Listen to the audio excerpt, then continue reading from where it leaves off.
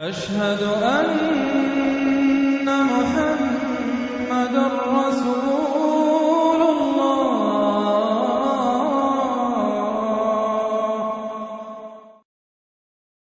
النصر نام۔ پہلی آیت اذا جاء نصر اللہ کے لفظ نصر کو اس سورہ کا نام قرار دیا گیا ہے۔ زمانہ نزول حضرت عبداللہ بن عباس رضی اللہ عنہ کا بیان ہے کہ یہ قرآن مجید کی آخری سورت ہے، یعنی اس کے بعد کوئی مکمل سورت حضور صلی اللہ علیہ وسلم پر نازل نہیں ہوئی۔ مسلم، نسائی، طبرانی، ابن ابی شیبہ، ابن مردوے۔ مختلف روایات سے معلوم ہوتا ہے کہ اس کے بعد بعض آیات نازل ہوئی ہیں، لیکن اس امر میں اختلاف ہے کہ قرآن کی وہ آیت کون سی ہے جو حضور پر سب سے آخر میں نازل ہوئی۔ بخاری و مسلم میں حضرت برا بن عازب کی روایت یہ ہے کہ وہ سورہ نساء کی آخری آیت یستفتونک قل اللہ یفتیکم فی الکلالہ ہے۔ امام بخاری نے ابن عباس رضی اللہ عنہ کا قول نقل کیا ہے کہ آیت ربا، یعنی جس آیت میں سود کی حرمت کا حکم دیا گیا ہے، قرآن کی سب سے آخری آیت ہے۔ اس کی تائید ان روایات سے بھی ہوتی ہے جو امام احمد، ابن ماجہ اور ابن مردوے نے حضرت عمر سے نقل کی ہے، مگر ان میں یہ نہیں کہا گیا ہے کہ یہ آخری آیت ہے، بلکہ حضرت عمر رضی اللہ عنہ کا قول یہ ہے کہ یہ سب سے آخر میں نازل ہونے والی آیات میں سے ہے۔ ابو عبید نے فضائل قرآن میں امام زہری کا اور ابن جریر نے اپنی تفسیر میں حضرت سعید بن مسیب کا قول نقل کیا ہے کہ آیت ربا اور آیت دین یعنی سورہ بقرہ رکوع 38 اور 39 قرآن میں نازل ہونے والی آخری آیات ہیں۔ نسائی، ابن مردوے اور ابن جریر نے حضرت عبداللہ بن عباس رضی اللہ عنہ کا ایک دوسرا قول یہ نقل کیا ہے کہ وَاتَّقُوا يَوْمًا تُرْجَعُونَ فِيهِ البقرہ 281 قرآن کی آخری آیت ہے۔ الفریابی نے اپنی تفسیر میں ابن عباس کا جو قول نقل کیا ہے اس میں یہ اضافہ ہے کہ یہ آیت حضور صلی اللہ علیہ وسلم کی وفات سے 81 دن پہلے نازل ہوئی تھی، اور سعید بن جبیر کا قول جو ابن ابی حاتم نے نقل کیا ہے اس میں اس آیت کے نزول اور حضور صلی اللہ علیہ وسلم کی وفات کے درمیان صرف 9 دن کا فصل بیان کیا گیا ہے۔ امام احمد کی مسند اور امام حاکم کی المستدرک میں حضرت ابی بن کعب کی روایت یہ ہے کہ سورہ توبہ کی آیات 128، 129 سب سے آخر میں نازل ہوئی ہیں۔ حضرت عبداللہ بن عمر رضی اللہ عنہ کی روایت ہے کہ یہ سورت حجۃ الوداع کے موقع پر ایام تشریق کے وسط میں بمقام منا نازل ہوئی، اور اس کے بعد حضور صلی اللہ علیہ وسلم نے اپنی اونٹنی پر سوار ہو کر اپنا مشہور خطبہ ارشاد فرمایا۔ ترمذی، بزار، بیہقی، ابن ابی شیبہ، عبد بن حمید، ابو یعلا، ابن مردوے۔ بیہقی نے کتاب الحج میں حضرت سرہ بنت بنہان کی روایت سے حضور صلی اللہ علیہ وسلم کا وہ خطبہ نقل کیا ہے جو آپ نے اس موقع پر ارشاد فرمایا تھا۔ وہ کہتی ہیں کہ میں نے حجۃ الوداع میں حضور صلی اللہ علیہ وسلم کو یہ فرماتے سنا کہ لوگوں جانتے ہو کہ یہ کون سا دن ہے؟ لوگوں نے عرض کیا اللہ اور اس کے رسول کو زیادہ علم ہے۔ فرمایا یہ ایام تشریق کے بیچ کا دن ہے۔ پھر آپ نے پوچھا جانتے ہو یہ کون سا مقام ہے؟ لوگوں نے عرض کیا اللہ اور اس کے رسول کو زیادہ علم ہے۔ فرمایا یہ مشعر حرام ہے۔ پھر حضور صلی اللہ علیہ وسلم نے فرمایا میں نہیں جانتا، شاید اس کے بعد میں تم سے نہ مل سکوں۔ خبردار رہو، تمہارے خون اور تمہاری عزتیں ایک دوسرے پر اسی طرح حرام ہیں جس طرح یہ دن اور یہ مقام حرام ہے، یہاں تک کہ تم اپنے رب کے سامنے حاضر ہو اور وہ تم سے تمہارے اعمال کے بارے میں سوال کرے۔ سنو یہ بات تم میں سے قریب والا دور والے تک پہنچا دے۔ سنو کیا میں نے تمہیں پہنچا دیا؟ اس کے بعد جب ہم لوگ مدینہ واپس ہوئے تو کچھ زیادہ دن نہ گزرے تھے کہ حضور صلی اللہ علیہ وسلم کا انتقال ہو گیا۔ ان دونوں روایتوں کو ملا کر دیکھا جائے تو معلوم ہوتا ہے کہ سورہ نصر کے نزول اور رسول اللہ صلی اللہ علیہ وسلم کی وفات کے درمیان 3 مہینے کچھ دن کا فصل تھا، کیونکہ تاریخ کی روح سے حجۃ الوداع اور حضور صلی اللہ علیہ وسلم کے وصال کے درمیان اتنا ہی زمانہ گزرا تھا۔ ابن عباس رضی اللہ عنہ کا بیان ہے کہ جب یہ سورت نازل ہوئی تو حضور صلی اللہ علیہ وسلم نے فرمایا مجھے میری وفات کی خبر دے دی گئی ہے اور میرا وقت آن پورا ہوا۔ مسند احمد، ابن جریر، ابن المنذر، ابن مردوے۔ دوسری روایات جو حضرت عبداللہ بن عباس رضی اللہ عنہ سے منقول ہوئی ہیں ان میں بیان کیا گیا ہے کہ اس سورت کے نزول سے حضور صلی اللہ علیہ وسلم نے یہ سمجھ لیا تھا کہ آپ صلی اللہ علیہ وسلم کو دنیا سے رخصت ہونے کی اطلاع دے دی گئی ہے۔ مسند احمد، ابن جریر، طبرانی، نسائی، ابن ابی حاتم، ابن مردوے۔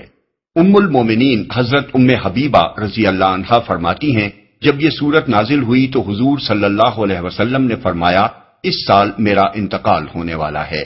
یہ بات سن کر حضرت فاطمہ رضی اللہ عنہا رو دیں۔ اس پر آپ صلی اللہ علیہ وسلم نے فرمایا میرے خاندان میں سے تم ہی سب سے پہلے مجھ سے آ کر ملو گی۔ یہ سن کر وہ ہنس دیں۔ ابن ابی حاتم، ابن مردوے۔ قریب قریب اسی مضمون کی روایت بیہقی نے ابن عباس رضی اللہ عنہ سے نقل کی ہے۔ ابن عباس رضی اللہ عنہ فرماتے ہیں کہ حضرت عمر رضی اللہ عنہ مجھے غزوہ بدر میں شریک ہونے والے بڑے بڑے شیوخ کے ساتھ اپنی مجلس میں بلاتے تھے۔ یہ بات بعض بزرگوں کو ناگوار گزری اور انہوں نے کہا ہمارے لڑکے بھی تو اسی لڑکے جیسے ہیں، اس کو خاص طور پر کیوں ہمارے ساتھ شریک مجلس کیا جاتا ہے؟ امام بخاری اور ابن جریر نے تصریح کی ہے کہ یہ بات کہنے والے حضرت عبد الرحمن بن عوف رضی اللہ عنہ تھے۔ حضرت عمر رضی اللہ عنہ نے فرمایا کہ علم کے لحاظ سے اس کا جو مقام ہے وہ آپ لوگ جانتے ہیں۔ پھر ایک روز انہوں نے شیوخ بدر کو بلایا اور مجھے بھی ان کے ساتھ بلا لیا۔ میں سمجھ گیا کہ آج مجھے یہ دکھانے کے لیے بلایا گیا ہے کہ مجھ کو ان کی مجلس میں کیوں شریک کیا جاتا ہے۔ دوران گفتگو میں حضرت عمر رضی اللہ عنہ نے شیوخ بدر رضی اللہ عنہما سے پوچھا کہ آپ حضرات اذا جاء نصر اللہ والفتح کے بارے میں کیا کہتے ہیں؟ بعض نے کہا اس میں ہمیں حکم دیا گیا ہے کہ جب اللہ کی نصرت آئے اور ہم کو فتح نصیب ہو تو ہم اللہ کی حمد اور اس سے استغفار کریں۔ بعض نے کہا کہ اس سے مراد شہروں اور قلعوں کی فتح ہے۔ بعض خاموش رہے۔ اس کے بعد حضرت عمر رضی اللہ عنہ نے کہا ابن عباس کیا تم بھی یہی کہتے ہو؟ میں نے کہا نہیں۔ انہوں نے پوچھا پھر تم کیا کہتے ہو؟ میں نے عرض کیا اس سے مراد رسول اللہ صلی اللہ علیہ وسلم کی اجل ہے۔ اس میں حضور صلی اللہ علیہ وسلم کو خبر دی گئی ہے کہ جب اللہ کی نصرت آ جائے اور فتح نصیب ہو جائے تو یہ اس بات کی علامت ہے کہ آپ صلی اللہ علیہ وسلم کا وقت آن پورا ہوا۔ اس کے بعد آپ اللہ کی حمد اور استغفار کریں۔ اس پر حضرت عمر رضی اللہ عنہ نے فرمایا میں بھی اس کے سوا کچھ نہیں جانتا جو تم نے کہا ہے۔ ایک روایت میں اس پر یہ اضافہ ہے کہ حضرت عمر رضی اللہ عنہ نے شیوخ بدر رضی اللہ عنہما سے فرمایا آپ لوگ مجھے کیسے ملامت کرتے ہیں جبکہ اس لڑکے کو اس مجلس میں شریک کرنے کی وجہ آپ نے دیکھ لی۔ بخاری، مسند احمد، ترمذی، ابن جریر، ابن مردوے، بغوی، بیہقی اور ابن المنذر۔ موضوع اور مضمون جیسا کہ مندرجہ بالا روایات سے معلوم ہوتا ہے اس سورہ میں اللہ تعالیٰ نے رسول اللہ صلی اللہ علیہ وسلم کو یہ بتا دیا تھا کہ جب عرب میں اسلام کی فتح مکمل ہو جائے اور لوگ اللہ کے دین میں فوج در فوج داخل ہونے لگیں تو اس کے معنی یہ ہیں کہ وہ کام مکمل ہو گیا جس کے لیے آپ دنیا میں بھیجے گئے تھے۔ اس کے بعد آپ کو حکم دیا گیا کہ آپ اللہ کی حمد اور اس کی تسبیح کرنے میں مشغول ہو جائیں کہ اس کے فضل سے آپ اتنا بڑا کام انجام دینے میں کامیاب ہوئے، اور اس سے دعا کریں کہ اس خدمت کی انجام دہی میں جو بھول چوک یا کوتاہی بھی آپ سے ہوئی ہو اسے وہ معاف فرما دے۔ اس مقام پر آدمی غور کرے تو دیکھ سکتا ہے کہ ایک نبی اور ایک عام دنیاوی رہنما کے درمیان کتنا عظیم فرق ہے۔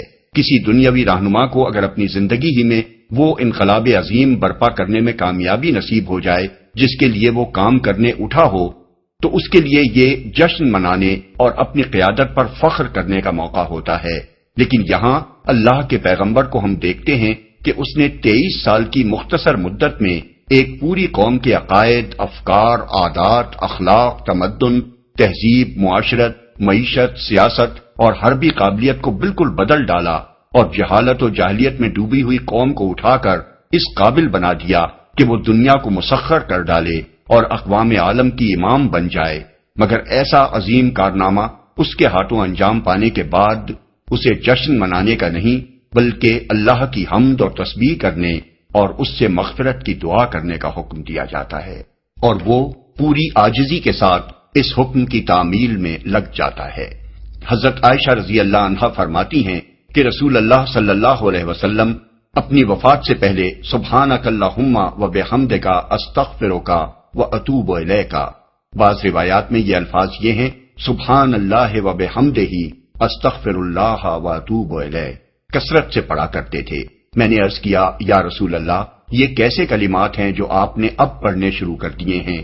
فرمایا میرے لیے ایک علامت مقرر کر دی گئی ہے کہ جب میں اسے دیکھوں تو یہ الفاظ کہا کروں، اور وہ ہے اذا جاء نصر اللہ والفتح۔ مسند احمد، مسلم، ابن جریر، ابن المنذر، ابن مردوے۔ اسی سے ملتی جلتی بعض روایات میں حضرت عائشہ رضی اللہ عنہا کا بیان ہے کہ آپ صلی اللہ علیہ وسلم اپنے رکوع و سجود میں بکثرت یہ الفاظ کہتے تھے سبحانک اللہم و بحمدک اللہم اغفر لی۔ یہ قرآن یعنی سورہ نصر کی تعویل تھی جو آپ صلی اللہ علیہ وسلم نے فرمائی تھی۔ بخاری، مسلم، ابو داود، نسائی، ابن ماجہ، ابن جریر۔ حضرت ام سلمہ رضی اللہ عنہا فرماتی ہیں کہ رسول اللہ صلی اللہ علیہ وسلم کی زبان مبارک پر آپ کے آخری زمانہ حیات میں اٹھتے بیٹھتے اور جاتے آتے یہ الفاظ جاری رہتے سبحان اللہ و بحمدہ۔ میں نے ایک روز پوچھا کہ یا رسول اللہ، آپ کثرت سے یہ ذکر کیوں کرتے رہتے ہیں؟ فرمایا مجھے اس کا حکم دیا گیا ہے۔ پھر آپ نے یہ سورت پڑھی۔ ابن جریر۔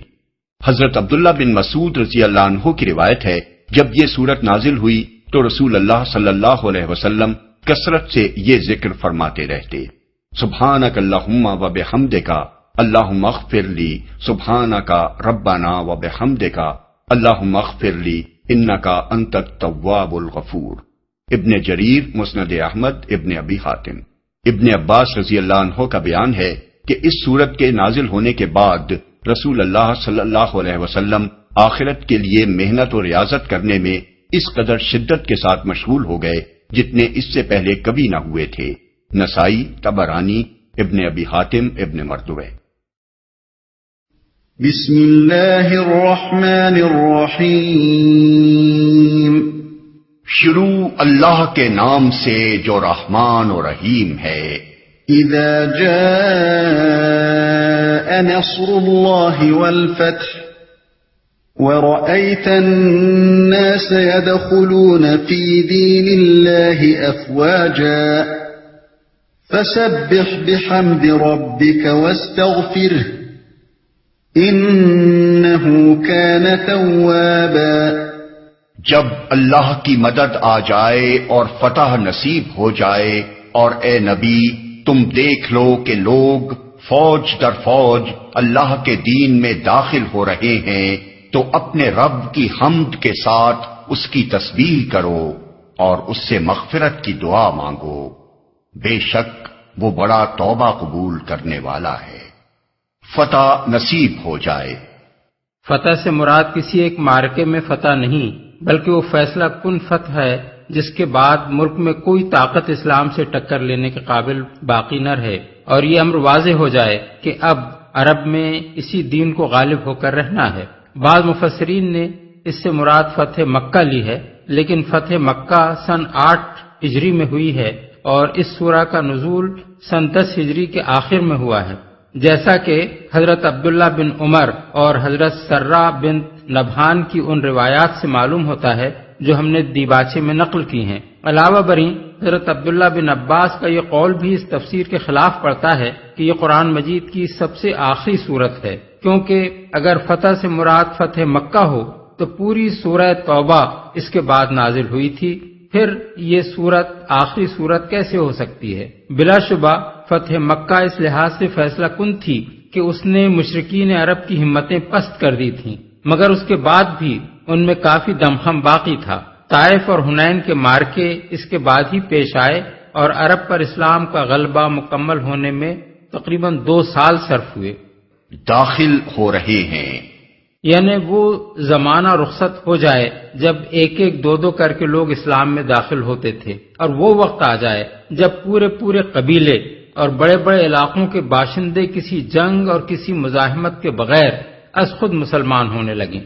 یہ کیفیت سن 9 ہجری کے آغاز سے رونما ہونی شروع ہوئی، جس کی وجہ سے اس سال کو سال وفود کہا جاتا ہے۔ عرب کے گوشے گوشے سے وفد پر وفد رسول اللہ صلی اللہ علیہ وسلم کی خدمت میں حاضر ہونے لگے اور اسلام قبول کر کے آپ کے دست مبارک پر بیعت کرنے لگے، یہاں تک کہ سن 10 ہجری میں جب حضور حجۃ الوداع کے لیے تشریف لے گئے، اس وقت پورا عرب اسلام کے زیر نگین ہو چکا تھا اور ملک میں کوئی مشرک باقی نہ رہا تھا۔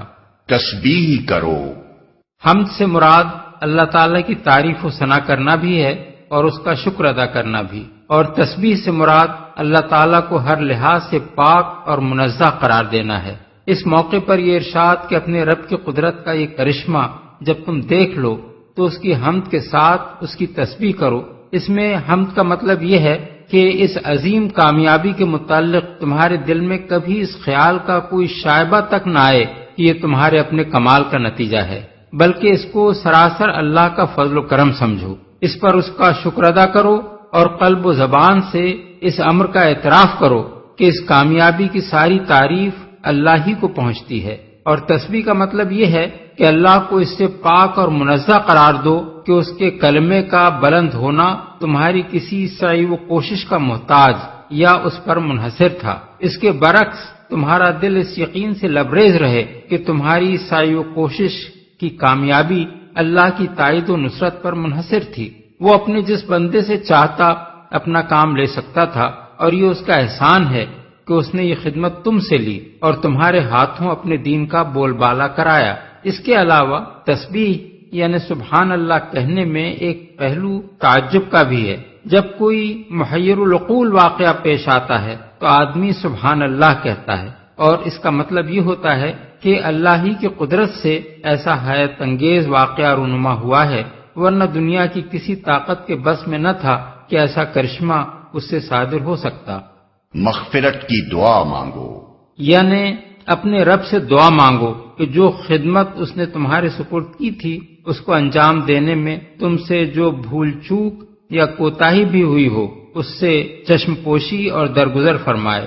یہ ہے وہ ادب جو اسلام میں بندے کو سکھایا گیا ہے۔ کسی انسان سے اللہ کے دین کی خواہ کیسی ہی بڑی سے بڑی خدمت انجام پائی ہو، اس کی راہ میں خواہ کتنی ہی قربانیاں اس نے دی ہوں، اور اس کی عبادت و بندگی بجا لانے میں خواہ کتنی ہی جانفشانیاں اس نے کی ہوں، اس کے دل میں کبھی یہ خیال تک نہ آنا چاہیے کہ میرے اوپر میرے رب کا جو حق تھا وہ میں نے پورا کا پورا ادا کر دیا ہے، بلکہ اسے ہمیشہ یہی سمجھنا چاہیے کہ جو کچھ مجھے کرنا چاہیے تھا وہ میں نہیں کر سکا، اور اسے اللہ سے یہی دعا مانگنی چاہیے کہ اس کا حق ادا کرنے میں جو کوتاہی بھی مجھ سے ہوئی ہو اس سے درگزر فرما کر میری حقیر سی خدمت قبول فرما لے۔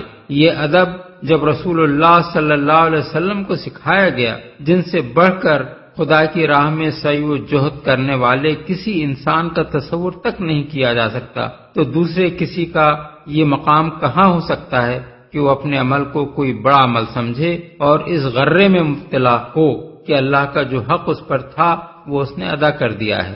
اللہ کا حق اس سے بہت بالا و برتر ہے کہ کوئی مخلوق اسے ادا کر سکے۔ اللہ تعالیٰ کا یہ فرمان مسلمانوں کو ہمیشہ کے لیے سبق دیتا ہے کہ اپنی کسی عبادت و ریاضت اور کسی خدمت دین کو بڑی چیز نہ سمجھیں، بلکہ اپنی جان راہ خدا میں کھپا دینے کے بعد بھی یہی سمجھتے رہیں کہ حق تو یہ ہے کہ حق ادا نہ ہوا۔ اسی طرح جب کبھی انہیں کوئی فتح نصیب ہو اسے اپنے کسی کمال کا نہیں بلکہ اللہ کے فضل ہی کا نتیجہ سمجھیں، اور اس پر فخر و غرور میں مبتلا ہونے کے بجائے اپنے رب کے سامنے عاجزی کے ساتھ سر جھکا کر حمد و تسبیح اور توبہ و استغفار کریں۔